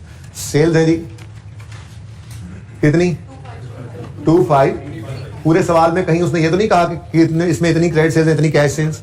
Cash भी देता तो हमें क्या फर्क पड़ता है, वो कैश भी देता है कि इसमें 80%, 70%, 90% कैश सेल्स हैं, क्रेडिट सेल्स हैं, बाकी कैश हैं। तो हमने तो एक उसूल बना लिया हुआ है कि यहाँ पे हम सेल्स लेते ही कौन कौन सी दोनों ले लेते हैं कैश फ्लो के टॉपिक में, क्रेडिट प्लस कैश। लेकिन सवाल खामोश तो वैसे ही हम क्रेडिट अज्यूम करते हैं, डेटर्स तो आ ही रहे हैं, ठीक है, सारी सेल्स क्रेडिट भाई, ठीक है। तो यहां से आपके पास कैश की फिगर आनी है, cash paid to, cash receive from customers, ठीक है, सही है, क्लियर है। अब कितने बच्चों ने ये घर पे ऐसे कर लिया था? ओके 15-20 बच्चों ने कर लिया था। कितने बच्चों को अब समझ आ गया है? किसको अभी भी समझ नहीं आया? नहीं समझ आया, इसको निकल जाए क्लास से। अच्छा क्लियर है जी, और कोई भी हुक्म मेरे लायक? इस सवाल को प्लीज जिसने डायरेक्ट मेथड से नहीं किया वो डायरेक्ट मेथड से लाजमी करना। वैसे तो ये और ग्रेचुइटी वाली एडजस्टमेंट, लेकिन एक चीज और है जो भूल जाओगे, सुनो। इसको अगर आप बैलेंस एक्सपेंस बैलेंसिंग निकालो कितना आता है? आपको ये 1.2 भी इनकम स्टेटमेंट में कहीं नजर नहीं आया, तो ये भी वही फिगर है जो यहां से माइनस होनी है, -1.2। क्यों? प्रॉफिट लॉस में एक्सपेंस गया है ना, नॉन कैश है, नॉन कैश है, बैड एक्सपेंस कहीं पे नजर नहीं आ रहा। अगर ये इस 554 में पड़ा रह गया, वेरी वेरी इंपॉर्टेंट 2 थिंग्स नहीं आई। देखो हमने अच्छा डेप्रिसिएशन भी निकाल ही दो यार, अब क्या बस रह गया? डेप्रिसिएशन 27,7 की है, जिसमें से कॉस्ट ऑफ सेल को 60% गई है, तो 60% तो कॉस्ट ऑफ सेल में चली गई ना, हमें फिलहाल 40% से कर्ज है। इधर कितनी बनती है? कोई एक दस दो, 27,7 का 11.08, ठीक है जी। ये क्या है? 11.08। अच्छा देखो डेप्रिसिएशन और इंपेयरमेंट, ये मैंने जो सवाल करवाया था उसके अंदर आ गई थी, याद है ना, ठीक है। आज ग्रेचुइटी एक्सपेंस और बैड एंड डाउटफुल डेट भी, बैड एक्सपेंस भी आ गया। और क्या हो सकता है? लॉस उसने वैसे अलग रखा हुआ है, मैक्सिमम हो सकता था कि लॉस ऑन डिस्पोजल भी इसमें पड़ा होता, तो वो भी माइनस कर देते, ठीक है। फेयर वैल्यू लॉस पड़ा होता इन्वेस्टमेंट प्रॉपर्टी का, माइनस कर देते। तो अब थोड़ा सा तो इन दोनों सवालों को इकट्ठा करना बहुत जरूरी है, मतलब इस एक सवाल को दोनों तरह से करना बहुत जरूरी है, ठीक है ना, क्योंकि ये सारी चीजें यहां पे एक्सपेंस की फिगर निकालने के लिए आप माइनस कर रहे हैं, माइनस माइनस माइनस, ठीक है। अब जब आप डायरेक्ट मेथड से इनडायरेक्ट मेथड मूव करोगे तो ये डेप्रिसिएशन ऐड बैक होती नजर आएगी टोटल की, टोटली सारी प्रॉफिट में, ठीक है। और ये 15.5 एक्सपेंस ऐड बैक होता नजर आएगा, और ये प्रोविजन नहीं नजर आई। क्यों? क्योंकि इनडायरेक्ट के अंदर हम बैड रिटर्न ऑफ को इग्नोर करते हैं, प्रोविजन को नेट करके नेट डेटर्स को ले लेते हैं, अल्लाह खैर अल्लाह, ये वहां पे नजर नहीं आएगा, ठीक है। मेरे ख्याल में ये 3 ही एडजस्टमेंट। जरा सोल्यूशन देखना भाई विकास, मैं खुद देख देता हूं आपको, मेरे पास है ना solution ji.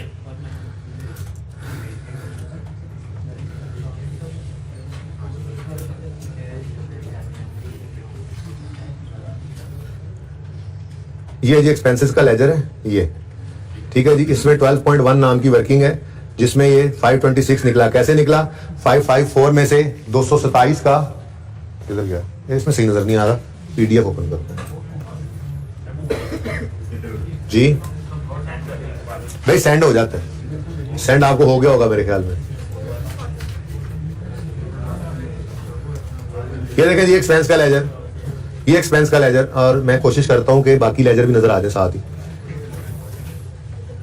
Provision for doubtful date बहुत नीचे है, चलो माजरत जी। एक्सपेंस का लेजर है ये, इसमें ये फिगर 526 की सही करते हैं ना, वो जो स्टार लगाते हैं, ये स्टार की बजाय मैंने 12.1 लिखा हुआ है इसमें, ठीक है। अब इसमें 27.7 का 40% अभी अभी आपने निकाला 11.08, ये माइनस हो रहा है। फिर 15.5 ये क्या है जी? Gratuity expense. 1.2 क्या है जी? प्रोविजन का बैड डेट एक्सपेंस, ठीक है। और ये तीनों को माइनस करो, 554 में से माइनस करो 11.08, माइनस करो 15.5, माइनस करो 1.2, क्या आता है? ठीक हो गया ना?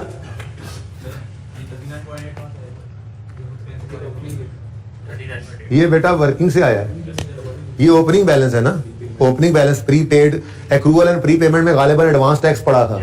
जब उसको माइनस किया था तो मैंने वो कल बताया था, ये तो बात मैं कल बता गया था कि एडवांस टैक्स को माइनस कर लेना। देख लेते हैं यार,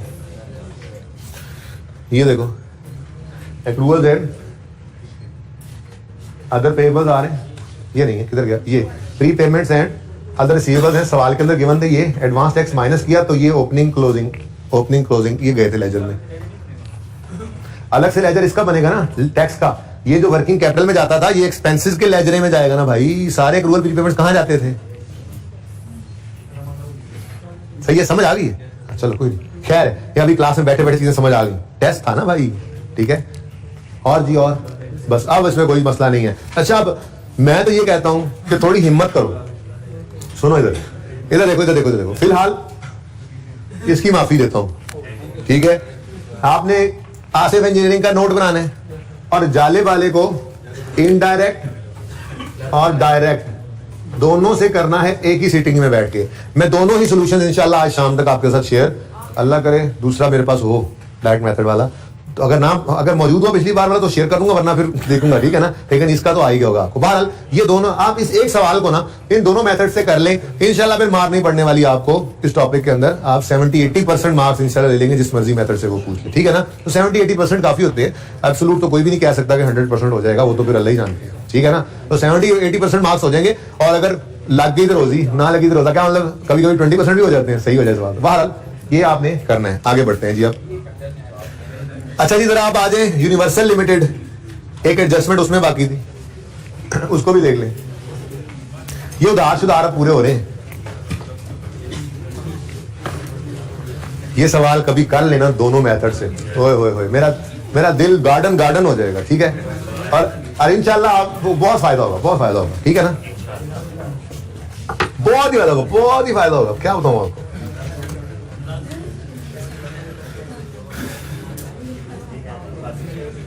अच्छा भाई देखो, प्लीज बात सुनो। जो डिबेंचर्स हैं उनका इशू करना, ये लोन होता है, इतना तो बताया था ना IS 2 में, IS 23 में, कि लोन नोट्स या डिबेंचर्स क्या होते हैं, किसी से पैसे लेकर उसको एक पर्चे पे लिख के दे देते हैं। जैसे शेयर 10 रुपए का होता है ना, फेस वैल्यू 10 रुपए, तो हम 10 रुपए लेके शेयर पकड़ा देते हैं, बंदे को ओनरशिप दे दी। ऐसे ही लोन नोट्स में 100 रुपए मिसाल के तौर पे लिखा होता है समूह के ऊपर, और कोई भी बंदा हमें पैसे आकर हमें लोन दे तो हम उसे 100 रुपए लेके उसको वो पर्चा पकड़ा देते हैं। लेकिन ये चूंकि लोन नोट होता है तो उसमें लिखा होता है कि जी ये 100 रुपए 5 साल बाद आप वापस ले लेना हमसे, और 5 साल तक इंटरेस्ट लेते रहना, ठीक है ना। तो जो लोन नोट, इसी को डिबेंचर कहते हैं, इसी को TFC कह देते हैं, ठीक है ना। तो जो लोन नोट या डिबेंचर इशू करता है वो बेसिकली लोन ले रहा होता है, वो पैसे लेकर डिबेंचर इशू करता है। जैसे जो शेयर इशू करता है उसको पैसे आ रहे हैं, है तो लायबिलिटी टुवर्ड्स ओनर ही ना, ठीक है। कैपिटल भी क्या है, लायबिलिटी टुवर्ड्स ओनर ही है, ठीक है। तो पैसे जो शेयर इशू करता है उसको पैसे रिसीव होते हैं, ठीक है ना। तो ऐसे ही जो डिबेंचर्स या लोन नोट्स इशू करता है उसको पैसे रिसीव होते हैं। तो जाहिर सी बात है, किसी से पैसे ले रहे हो तो उधार ही है ना, तो ये लोन होता है। ऐसे ही डिबेंचर्स जिसने इशू किए हैं वो तो लोन रेज कर रहा है, तो जिसने खरीदे हैं उसकी किताबों में तो ये एसेट होगा। अब असल बात तो ये है भाई कि IFRS 9 आपके सिलेबस में नहीं है, ये FAR 2 के अंदर है, तो ये एडजस्टमेंट वो पूछे मुमकिन नहीं है, ठीक है ना। कि डिबेंचर्स को रिडीम कर दिया हमने, मतलब रिडीम का मतलब ये होता है कि वो बंदे आए, ठीक है, जिनको लोन नोट्स इशू करते रहते हैं मुख्तलिफ औकात में, ठीक है। तो कुछ साल पहले किए थे, कुछ 4 साल पहले किए थे, कुछ 5 साल पहले किए थे इशू, तो सबको वो लोन नोट्स दिए हुए थे। अब जिनका टाइम पूरा हो गया, मेच्योरिटी का टाइम आ गया, वो अपने पैसे वापस लेने आ गए, ठीक है ना। तो उसके ऊपर ही होता है कि इशू करते हुए प्रीमियम पे भी इशू हो सकते हैं, पार पे भी इशू हो सकते हैं, डिस्काउंट पे भी इशू हो सकते हैं, लाइक शेयर कैपिटल। ऐसे ही रिडेम्पशन के वक्त भी प्रीमियम पे रिडीम हो सकते हैं, पार पे रिडीम हो सकते हैं, डिस्काउंट पे रिडीम हो सकते हैं। अब IFRS 9 पढ़ाने बैठ जाऊं तो 10-15 दिन लग जाए इसमें, ठीक है ना। तो भाई ये एडजस्टमेंट तो आ नहीं सकती। मैं इसके लिए आपको एक छोटा सा आसान सा हल बता देता हूं, अगर आपको पसंद आ जाए तो ठीक है, ना पसंद आए तो फिर मैं डिबेंचर समझाने बैठ जाऊंगा, ठीक है। देखो भाई, एंट्री है परचेजेज डेबिट, क्रेडिटर्स क्रेडिट। कोई मसला, मिसाल के तौर पे 2000 रुपए से परचेजेज डेबिट, क्रेडिटर क्रेडिट किया, ठीक है। अब ये होता क्या है हम 2000 रुपए की चीजें ले लेते हैं उधार पे, लाइबिलिटी है? बोलो। अच्छा, अब मैं कहता हूं नहीं, हमने चीजें नहीं ली, हमने तो कैश लिया था किसी से, कैश डेबिट। और इस लोन का नाम लोन फ्रॉम बैंक नहीं था, इसका नाम था डिबेंचर्स, ठीक है? अच्छा, अब थोड़ी देर के लिए दोबारा भूल जाओ कि ये कैश डेबिट और डिबेंचर क्रेडिट हुआ है। ये कब होता है वैसे? जब लोन रेज करते हैं, जब लोन आपने परचेज डेबिट क्रेडिट क्रेडिट किया था, उधार पे 2000 रुपए की चीजें खरीदी थी, पैसे वापस करने की बारी आई, आप पैसे वापस करने गए, तो आप पैसे वापस करने जा नहीं रहे थे, तो उसने कहा आ जाओ पैसे वापस दे दो, 2000 तुमने देना है, 1800 दे दो, 200 तुम्हें माफ। क्या कहते थे इसको? डिस्काउंट रिसीव्ड इनकम कहते थे। एंट्री क्या हुआ करती थी? क्रेडिटर डेबिट कितने से? 2000 पूरे से ना, 2000 से। और बैंक क्रेडिट या कैश क्रेडिट कितने से?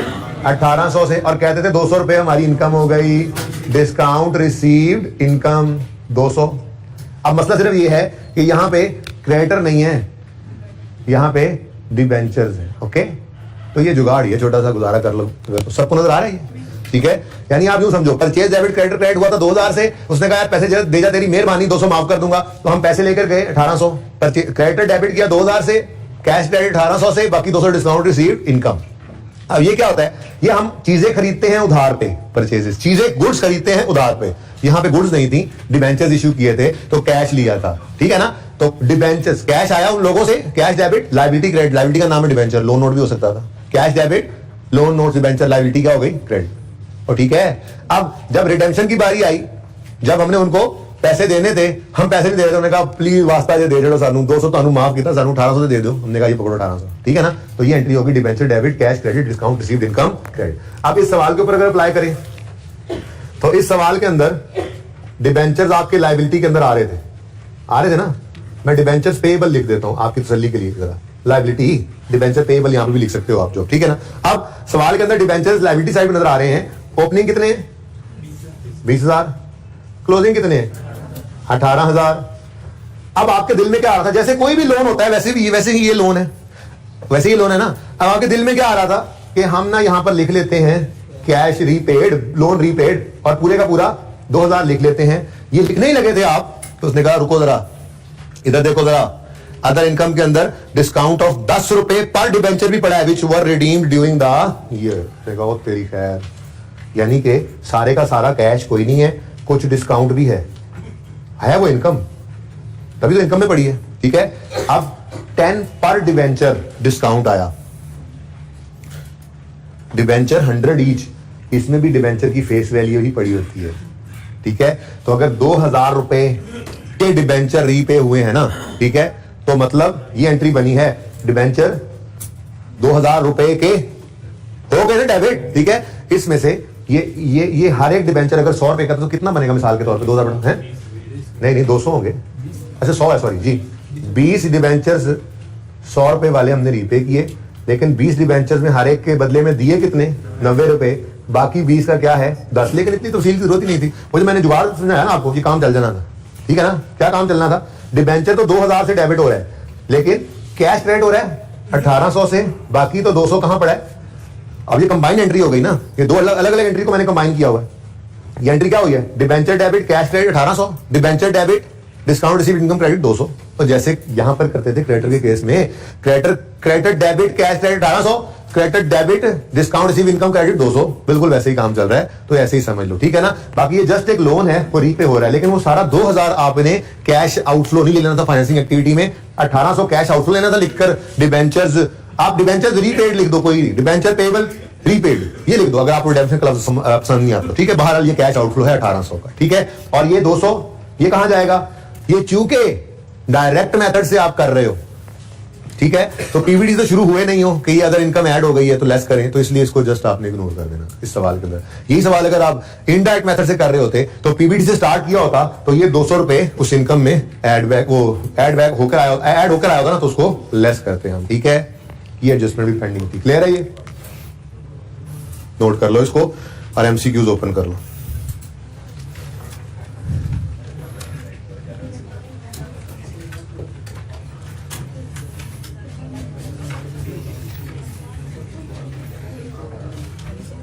आज हमने किया क्या क्या भाई? ये तो बता दो किया क्या क्या है। आसिफ इंजीनियरिंग लिमिटेड किया है, टेस्ट 9 जालिब डिस्कस किया है, और क्वेश्चन बैंक 3 की जो एक एडजस्टमेंट आपको समझ नहीं आई थी यूएल वो डिस्कस कर ली है। और अब हम एमसीक्यू नंबर को एक करेंगे। एमसीक्यू भाई ये तस्वीर कहीं मुझे भेजना, मुझे अगली क्लास में भूल जाता है फिर क्या किया जी। कितने एमसीक्यूज तक हम पहुंच गए थे? 15 तक, 16वां भी हो गया था।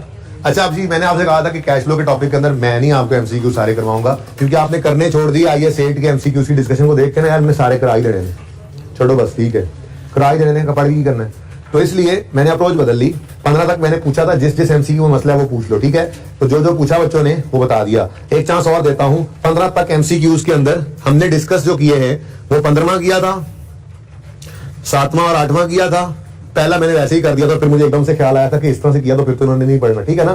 तो पहला मैंने वैसे ही एक्सीडेंटली कर दिया था। 7वां 8वां और 15वां मैंने डिस्कस किया था यहां तक, बल्कि 16वें तक। किसी को कोई और मसला है इन एमसीक्यूज के अलावा किसी में, वो पूछ ले मुझसे। 15 वाला दोबारा वो कहते हैं जी where are companies financial statements complying with IFRS should you find proceeds of non current assets. बेटा मुझे ये बताएं, पहले आप बताएं कि अगर फिक्स एसेट हम बेचते थे तो डिस्पोजल प्रोसीड, सेल प्रोसीड, जो कैश रिसीव होता है डिस्पोजल पे, वो कहां नजर आया करता है हमारी कैश फ्लो में? इन्वेस्टिंग एक्टिविटीज में, ठीक है। अब वो ये कह रहा है कि फाइनेंशियल स्टेटमेंट्स में कहां नजर आता है ये कैश इनफ्लो। देखो क्या इनकम स्टेटमेंट में ये कैश रिसीव नजर आता है? प्रॉफिट एंड लॉस में तो बेटा गेन लॉस आता है। फिर बैलेंस शीट में नजर आता है, आपको नोट में नजर आता है। नोट में तो एसेट की कॉस्ट निकलती है, अक्यूमुलेशन से अक्यूमुलेशन निकलती है, वहां पे भी ये कैश नजर नहीं आता। स्टेटमेंट चेंज इक्विटी में नजर आता है कहीं? नहीं नजर आता। तो रह क्या गया? Cash flow. उसमें तो हमने देखा था, तो सिर्फ कैश फ्लो में ही आता है, ठीक है। अच्छा ये आईएफआरएस की बात की, अब एक थोड़ी सी बात कर दूं मैं आपको एडिशनल। हम एफआईआर 2 में जब फाइनेंशियल स्टेटमेंट्स बनाएंगे ना, उनमें अगर पीपीई का नोट आएगा ना तो डिटेल ऑफ डिस्पोजल का भी एक सब नोट बनता है, पर वो आईएफआरएस ने नहीं रिक्वायर किया, वो हमारे कंपनी एक्ट ने रिक्वायर किया। मैंने बताया था इसलिए मैं बनवाता नहीं हूं। जब वो सब नोट बनाए ना तो उसके अंदर 5-6 चीजें उसने कहा, बताओ बुक वैल्यू बताओ, सेल प्रोसीड्स बताओ, गेन लॉस बताओ, किसको बेचा नाम बताओ, किस मोड से बेचा बताओ। तो उस केस में फाइनेंशियल स्टेटमेंट्स के अंदर नोट्स में भी वो नजर आ सकता है, सेल प्रोसीड्स की फिगर नजर आ सकती है। लेकिन ये सवाल की रिक्वायरमेंट में फिर भी हम उसको ना लिखें, क्यों? क्योंकि वो क्या कह रहा है, where a company's financial statements complying with IFRS, साथ ये तो नहीं लिखा हुआ and companies act, where you will find sale proceed, ठीक है ना। तो सादा बात, सेल प्रोसीड सिर्फ कहां नजर आती हैं? कैश फ्लो के अंदर, इन्वेस्टिंग एक्टिविटीज में, कैश इनफ्लो के तौर पर, ठीक है। हाँ भाई 16 कोई मसला? 16 तक और कोई? 17 18 19 20 19 तक कोई मसला नहीं है? टाइम ऐसे पूरा हो गया। 19 तक कोई मसला नहीं है, चलो। अच्छा अब देखो कल मैंने नया टॉपिक शुरू करना ही करना है। ये एमसीक्यू 2-2 भी दिन के करेंगे ना तो हो जाएंगे, ठीक है ना। अब इसमें कुछ नहीं बचा है कैश फ्लो के अंदर। आज कोई और नया होमवर्क, नया टॉपिक अच्छा नहीं शुरू हुआ। अगर आप जालिब वाला सवाल दोनों मेथड से करो, मेरी बहुत तसल्ली हो जाएगी, यकीन मानो दिल से दुआएं दूंगा, ठीक है। और आज से का नोट भी बना लोगे इंशाल्लाह आप, तो मैं सोल्यूशन आपसे शेयर कर दूंगा। तो इन दोनों के सोल्यूशन मैं आपके साथ शेयर करूंगा, जालिब के दोनों मेथड्स के, ठीक है ना। प्लीज कर लेना इसको, बहुत अच्छा सवाल है फिर। अच्छा 20 पे कहता है how much cash has been generated from operations, less interest, less tax, less dividend से ऊपर तक जो कैश फ्लो होते हैं ना, उनको कैश जनरेटेड फ्रॉम ऑपरेशंस कहते हैं। आपकी कैश फ्लो स्टेटमेंट के अंदर भाई ये पैकिंग कर दे भाई, बस ये आखिरी MCQ. Statement of cash flows में आपकी ऑपरेटिंग एक्टिविटीज में पीबीटी से कहानी शुरू होती है। एडजस्टमेंट फॉर नॉन कैश करते हैं आप, सिर्फ चार्जर उतार के फिलहाल रखना, लैपटॉप चलता है। उसके बाद adjustment for working capital items आता है। नीचे क्या आता था? Less tax paid, interest paid और डिविडेंड पेड। भाई इससे ना ऊपर ऑपरेशंस होते हैं, मैंने शायद एक आध बार आपको बताया भी था, ठीक है ना। तो आपको अगर वो कैश रिलेटेड फ्रॉम ऑपरेशंस, असल में ना अपने कैश फ्लो वाले टॉपिक की ना जरा पेज 1 ओपन करें, चैप्टर का पेज 1 ओपन करें, पेज 1 इस टॉपिक का। मुझे पेज नंबर भी बताएं, आज तो दिन से खोलोगे भाजन, ये है पेज नंबर है जी 515, पेज 515 पे सब आए। एक फॉर्मेट बना हुआ है इनडायरेक्ट मेथड का, इस फॉर्मेट को 2-4 बार सिर्फ पढ़ लेना। इसमें क्या लिखा हो देखो, PBT adjustment for non cash, फिर operating cash flow before working capital, फिर एडजस्टमेंट ऑफ वर्किंग कैपिटल, फिर कैश जनरेटेड फ्रॉम ऑपरेशंस, फिर लेस पेड। तो ये एक दो बार पढ़ लेना ताकि जहन में रहे। अब उसने हमें क्या कहा, ये कर दो, चार्जर उतार के कर लो, ठीक है जी। उसने हमें क्या कहा कि कैश जनरेटेड फ्रॉम ऑपरेशंस जरा बता दो, ठीक है बता देते हैं। Net cash inflow from financing activity, ये तो यहां पर नहीं आएगा। Net cash outflow from investing activity, नहीं। Increase in cash and cash equivalent, ये भी नहीं आएगा। इनकम टैक्स पेड, ये भी नहीं आएगा। इंटरेस्ट पेड, ये भी नहीं आएगा। तो फिर क्या आएगा भाई? हाँ अच्छा, टैक्स पेड है, गिवन है। टैक्स पेड तो है ही नहीं भाई सवाल में। इंटरेस्ट पेड, अच्छा है, सॉरी 65। फिर इंटरेस्ट पेड, ये ऊपर नीचे हो गया जरा माजरा, ठीक है 12। इंटरेस्ट टैक्स ऊपर नीचे हो गया, ठीक है। अच्छा, डिविडेंड है सवाल में? नहीं है, ओके। उसके बाद उसने हमें बताया कि कैश फ्रॉम ऑपरेशंस, ये कोई नहीं है, ये उसको नहीं पता। अप्रोच समझ रहे हो, ठीक है। Net cash flows operating activities के सवाल में गिवन नहीं थे। गिवन होते तो इतना रखना ना, थोड़ा सा बस प्लस माइनस करते ऊपर चले जाते, ठीक है। अब वो कहता है फाइनेंसिंग एक्टिविटी का 145 है, इन्वेस्टिंग एक्टिविटी का net net net net inflows और आउटफ्लोज, ठीक है, वो क्या है जी 160। तो आपने करना क्या है, आपने करना क्या, आपको सी गिवन है नेगेटिव पॉजिटिव है, नेट कैश इनफ्लो 145। उसके बाद ऊपर गए, आपको बी गिवन है 160 नेगेटिव है, वो जैसे चलता था, ठीक है ना। और ऐसे फिर ए आपको गिवन नहीं है। अब पहले आप पहुंचोगे, ये कौन सा, ये नेगेटिव है, आपने रिवर्स वर्किंग करनी है। कैश इनफ्लो आउटफ्लो लिख चुके हैं आप, ए प्लस बी प्लस सी आपके पास नहीं है अवेलेबल, नहीं है ये भी अवेलेबल, ठीक है। तो जो फिगर आनी है उसमें जो ऐड होना है वो उसने बता दिया। Increase in cash and cash equivalent बता रहा है, ओपनिंग और क्लोजिंग से फर्क इंक्रीज बता रहा है। तो ओपनिंग 0 लो, क्लोजिंग ये फिगर लो। अब बनती है बात, ट्राई करना, कल करवा दूंगा, टाइम खत्म हो गया, ठीक है ना। अब यहां पे आप ओपनिंग को 0 लेकर जितना इंक्रीज आया क्लोजिंग उतना ज्यूम करके रिवर्स वर्किंग करते हुए यहां पे पहुंचोगे, ठीक है ना। ये यहां पे, ठीक है। इस फिगर के अंदर इसको रिवर्स वर्किंग करनी है तो माइनस करोगे, माइनस होने वाले को ऐड करोगे, आप यहां पे पहुंच जाओगे।